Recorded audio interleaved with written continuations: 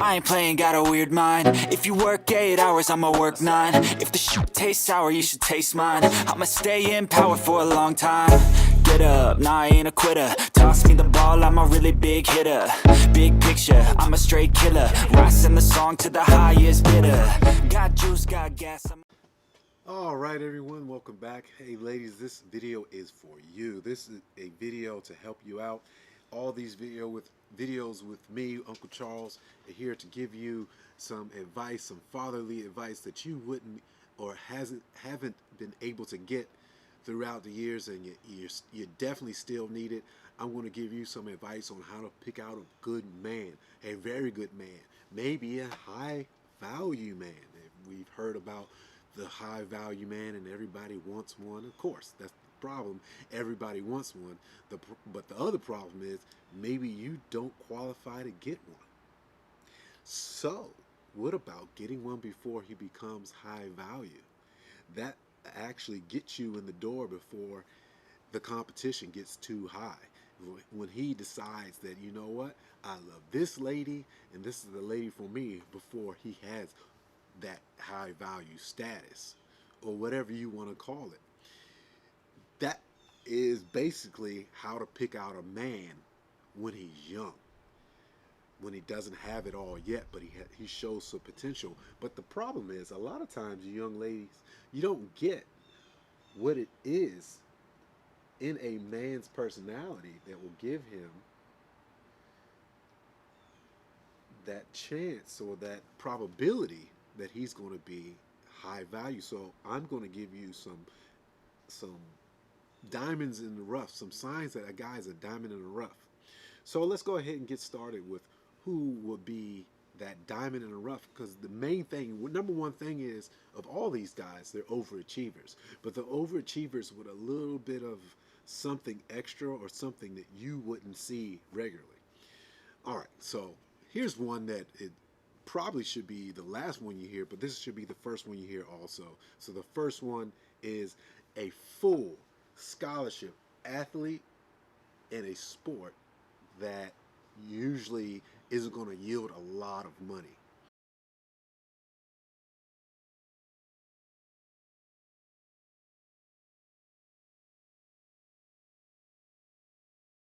But these guys are going to have something that they're going to overachieve. And a person who is on full scholarship, that's on for an example, an athletic swimming scholarship, an athletic maybe golf scholarship or soccer scholarship or something like that, a sport that's not basketball or football, he doesn't think he's going to play professional sports. So he's going to take that scholarship, be put in the same amount of time and work that a football player would, but he knows that he still needs to be about his books. And that guy is absolutely going to do well, because he's not hoping that, the NFL or the NBA is going to pick him up. He's not hoping that. If it happens, it happens when it comes to playing in a professional. He probably doesn't think it's going to happen. But unfortunately, guys who play in college football and college basketball on a lower level, even though it's still a high level, they still have dreams of playing in the NFL, the NBA, that aren't going to come to fruition. And no one's there to tell them that that's not going to happen. There's always going to people telling them, "Oh, you need to try harder, or don't give up," and anything like that. That's great, but that's not reality.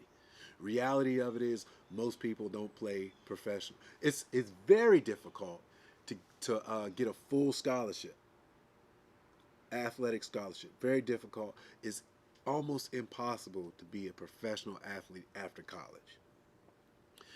And then if you have a guy who understands that I got this full scholarship, but that's not what's going to define me, that's a special guy. So if you can find a guy who plays sports or on a full scholarship or even a partial scholarship at another school, yet he has the same mental toughness of that full scholarship, big time athlete, and he has that academic prowess, that that guy is going to be an awesome person and a great husband.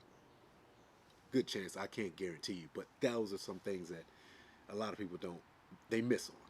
All right, next one. Cars. The kind of car that man drives.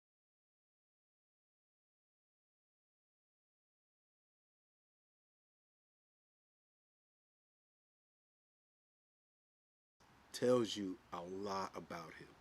And these are all young men. Again, you're trying to look for a high level man before he becomes a high level man. How do you pick that out? You can go by his car.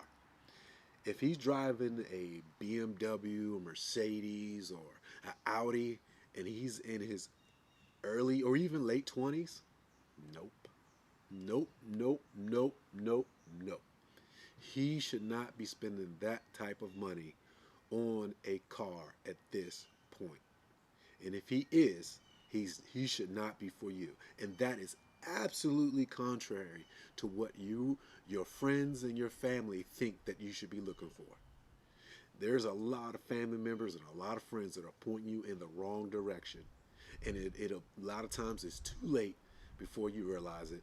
And the man who's driving that Volkswagen, that Nissan, that Toyota, but new, but new is the kind of guy you want. The guy who can afford to have a very nice car that's new, but not one of these high level labeled cars. If this guy is driving the car of a high value man today and he's in his 20s, there's something wrong. That's a red flag. Leave him alone. Leave him alone. That's not what you want. Why? Because he's trying to attract a certain kind of woman, and that shouldn't be you. You shouldn't be the kind of woman he's trying to attract. He's trying to attract a fake woman, and when you attract a fake woman, you can get in and out, no problem. You can give her up, no problem. You can let her go, no problem. That's how a man thinks. What do I want to do to get this type of woman?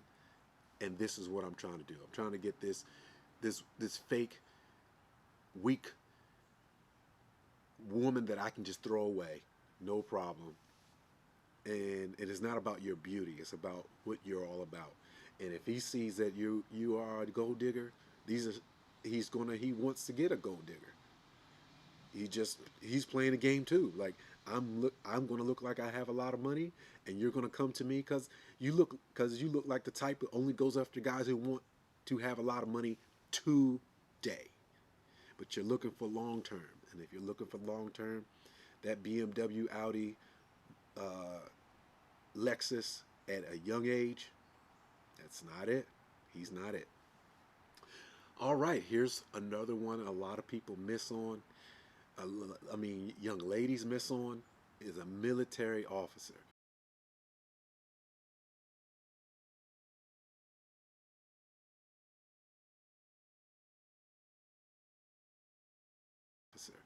A young military officer is a lack of better term. He's well above average at worst.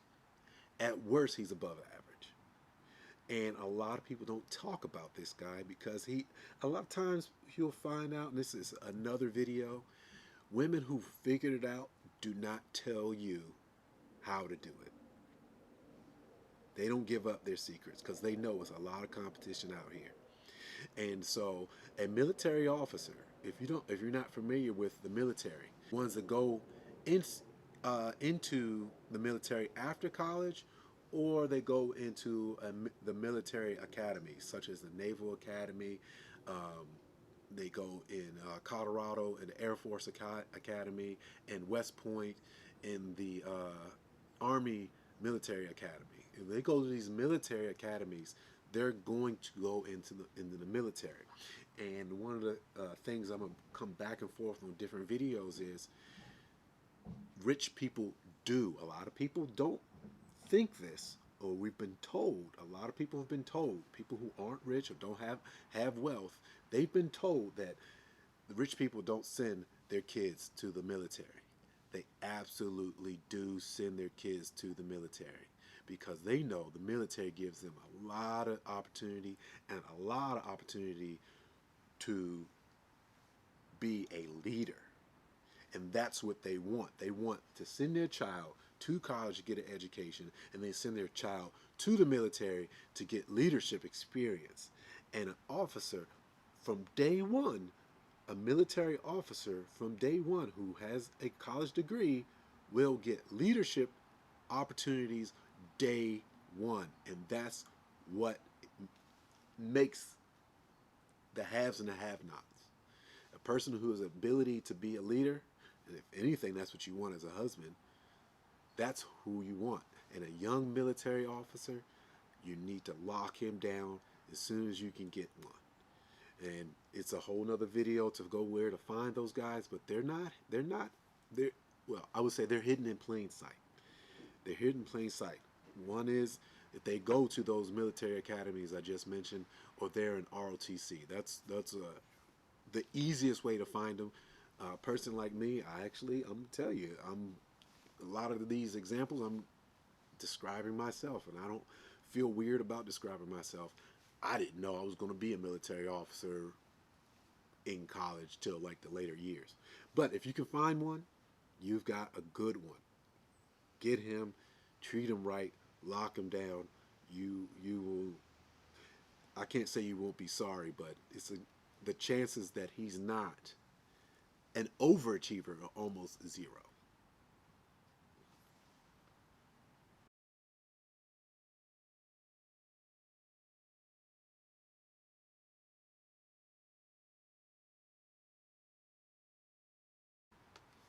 All right, one of the last things I'm gonna hit on. This is a very good one. It's table manners. Table manners will tell you a lot about an individual. A person who has good table manners will tell you loads about that person. It can tell you what he's been used to being around. Sadly to say, you can make a lot of money, but a lot of money can get taken right from you.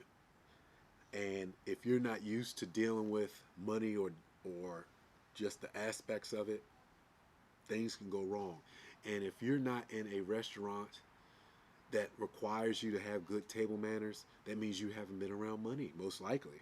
Good table manners. Does he know which forks and knives to use, which spoon to use, how to eat with his mouth closed?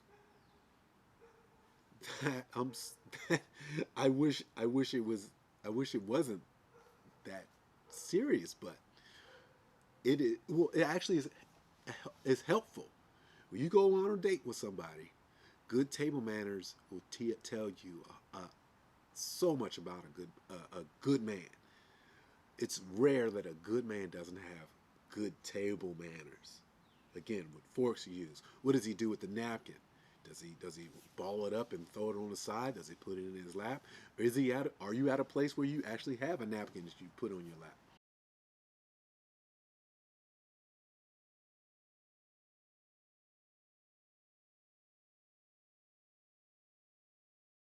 And this is the last one. This is the very last one, and this is very important. A good man, if you're going to find a good man before he is making his hundreds of thousands of dollars or whatever, and you want to lock him down early, and you want to find something about a man that makes him very desirable, but a lot of people don't realize, is his relationship with his father. A man who has a good relationship with his father, who adores his father, is absolutely a man you can get. Now, I'm not 100%. I can't say he's going to be a high value man, but he's going to be good to you, because a man who loves his father, he loves his father. The chances of him, the chance of his father being a good person to his mother are extremely high.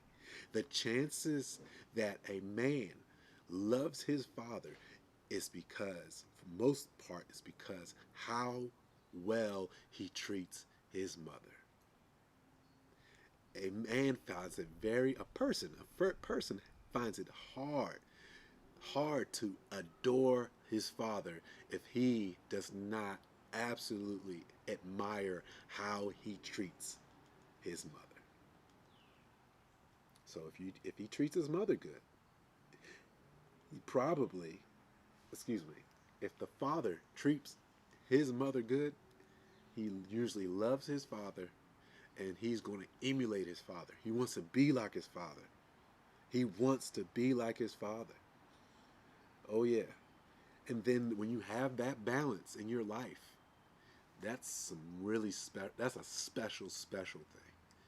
Absolute special, and that gets amplified to other things in his life. All right, guys. That's the video. I hope this helped you out. I'm just giving you advice on things that I've seen that a lot of people don't want you to know. Do you actually believe that people want you to be married and happily married for a long time, as far as big corporate America? No, I don't think so. I have very good reason to believe, and that's another video. We're going to talk about that on another video, but right now, I hope this helped you out, and I hope you watch me on my next videos. I'll see you soon, and thanks for joining me. Uncle Charles here again. I haven't locked down my signing off, so that's why this is different.